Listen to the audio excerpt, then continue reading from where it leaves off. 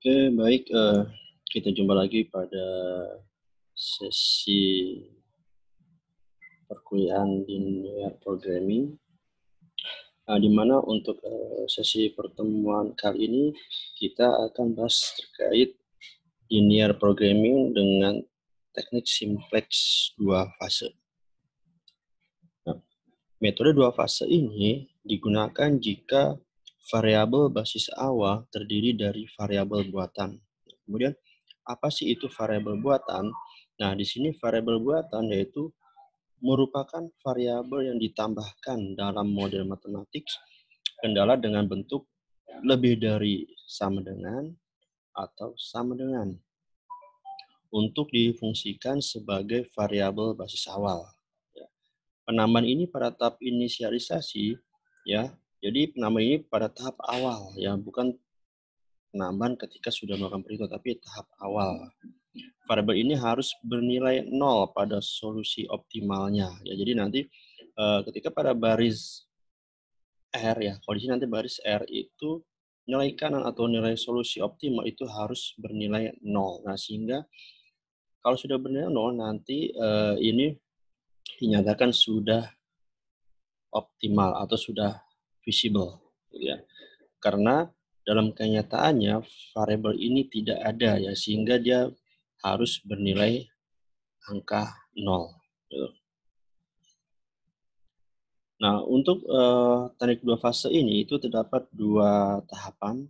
Yang pertama itu digunakan untuk menguji apakah persoalan yang dihadapi memiliki solusi visible atau tidak.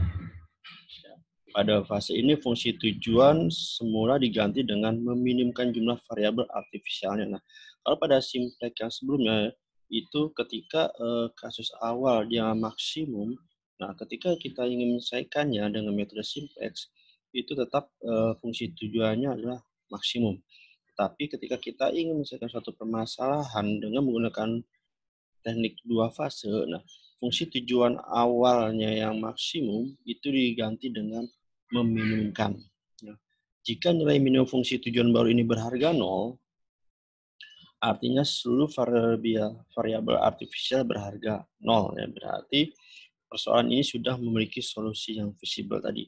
Nilai kanannya, ya, nilai kanan untuk variabel buatan itu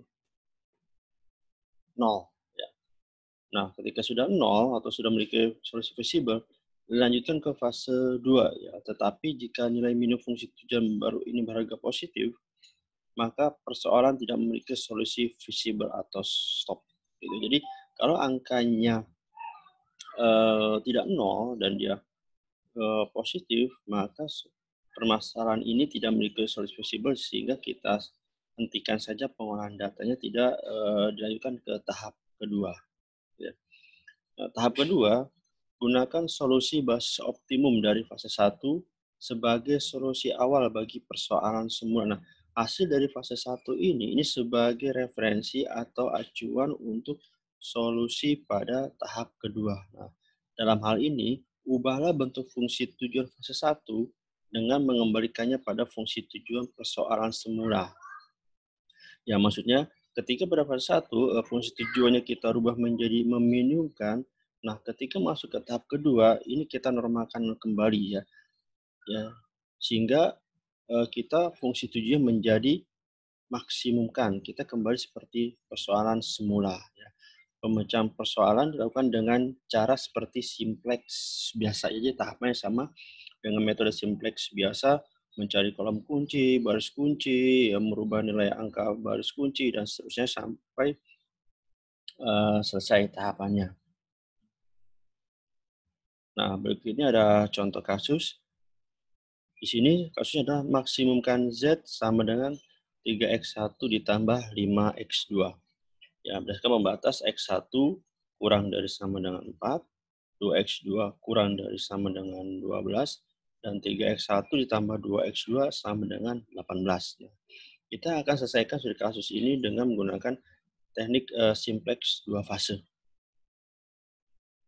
Nah, misalnya bentuk standarnya adalah, nah, dari case tadi adalah maksimumkan Z sama dengan 3x1 ditambah 5x2. ditambah 0S1 ditambah 0S2 min M R3 ya. Ini mengalami penambahan ya variabel gitu ya. Nah, kemudian dengan batasan X1 ditambah S1 sama dengan 4, kemudian X2 ditambah S2 sama dengan 12, dan 3X1 tambah 2X2 ditambah R3 sama dengan 18. Nah, ini sebagai penambahan variabel buatan gitu ya di dalam teknik dua fase. Ya. Dari persamaan di atas ya diperoleh harga 3X1 ditambah 2X2 ditambah R3 sama dengan 18, sehingga R3 sama dengan 18 min 3X1 min 2X2. Jadi kita akan mencari formulasi untuk mencari nilai R3 gitu ya. Nah, ini. Nah, kita masuk ke fase pertama. Yang pertama, minumkan R kecil sama dengan R3 atau R kecil sama dengan 3X1 ditambah 5X2 ditambah OS1 ditambah OS2 dikurangi MR3. Ya.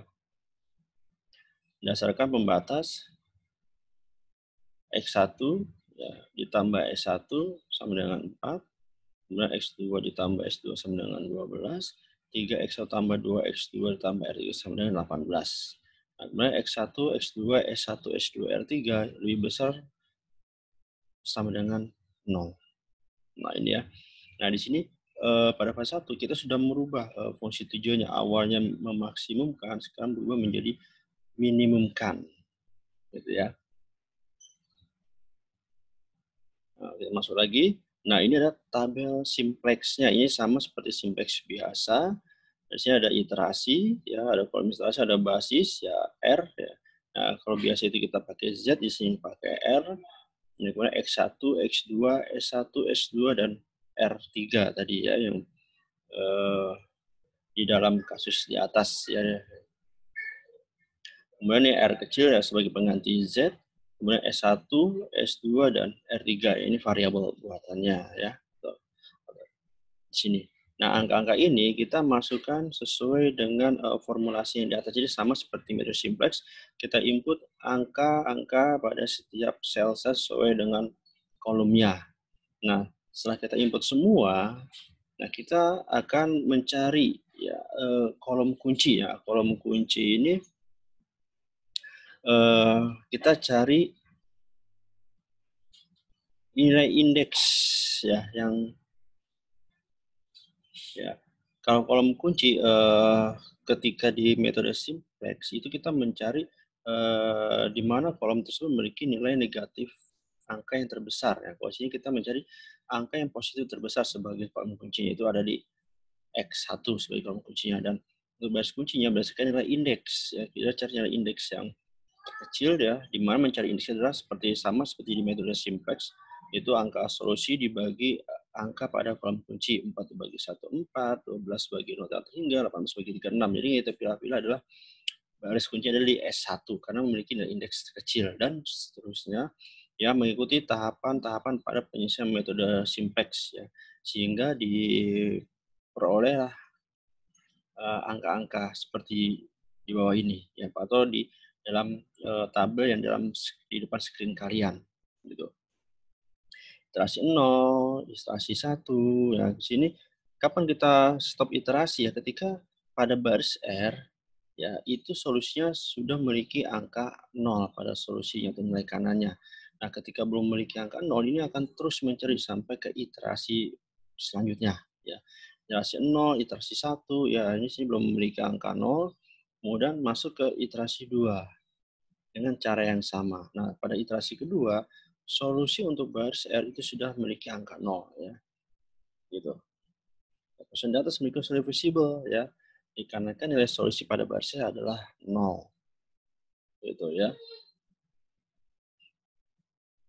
Nah, selanjutnya untuk fase kedua R tidak diikut sertakan lagi, yaitu kolom R ini ya. Kolom R ini tidak diikut sertakan dalam perhitungannya.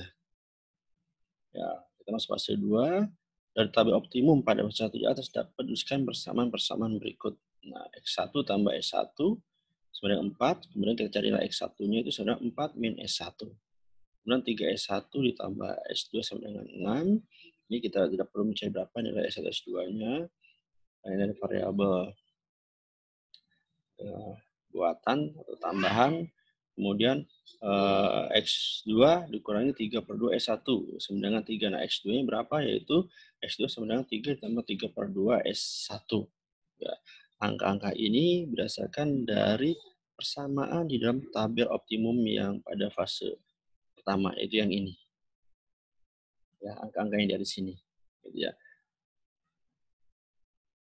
Kita kembali lagi di sini.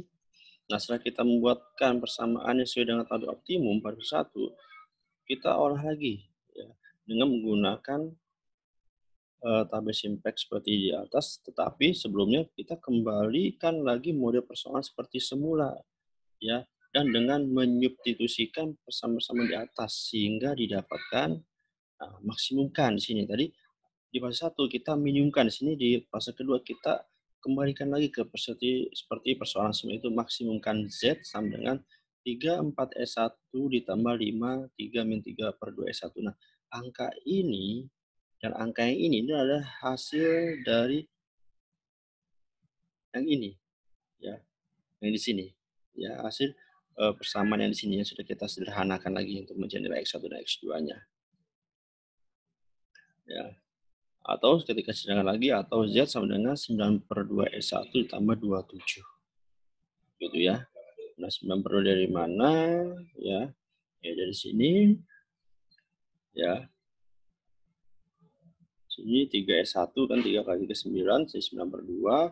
27 dari mana? Yaitu 5 kali 3 15 ditambah 3 kali 4 12, 27. Gitu ya. Nah, pembatas X1 tambah S1 sama dengan 4.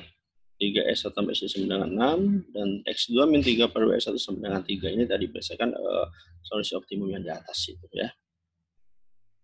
Nah, kita masukkan ke tabel simplexnya, ya, 2 fase. Nah, di sini tidak ada lagi kolom R, ya, kita hilangkan. Ya, jadi ini sama seperti tahap semula atau perhitungan di metode simplex, ya, sama, ya.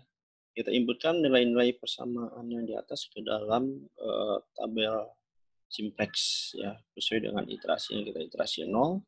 Kita cari kolom kunci, baris kunci, nilai baru baris kunci, ya, kemudian nilai baru selain baris kunci, dan seterusnya. Ya, sehingga didapatlah solusi optimum pada baris Z, di mana kriterianya tidak ada nilai yang negatif pada baris Z. Ya.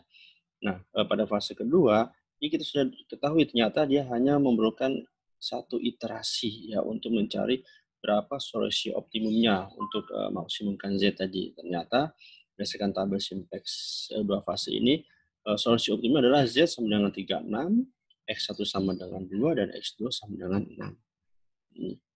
Ya, jadi selesailah contoh kasus untuk linear programming teknik simplex dengan 2 fase ya. Untuk tahapannya tidak jauh berbeda ya, atau bahkan relatif sama dengan metode simplex biasa ya. Cuma di sini hanya membedakan hanya ada 2 fase, di mana fase pertama persoalannya itu diubah dari memaksimumkan menjadi meminimumkan, kemudian kita cari menggunakan tabel simplex sampai mendapatkan nilai optimum yang 0 pada fase pertama. Kemudian setelah dapatkan fase pertama yang optimum 0, masuk ke fase kedua. Nah, fase kedua ini kita kembalikan lagi persoalannya seperti persoalan semua itu dengan konstitusinya menjadi memaksimumkan Z lagi kembali seperti awal. Oke. Ya, demikianlah penjelasan singkat terkait dengan linear programming dengan teknik 2 fase ya. Mudah-mudahan dengan penjelasan singkat ini dapat dimengerti dan dipahami dengan baik ya. Terima kasih, kita jumpa lagi pada pertemuan sesi berikutnya.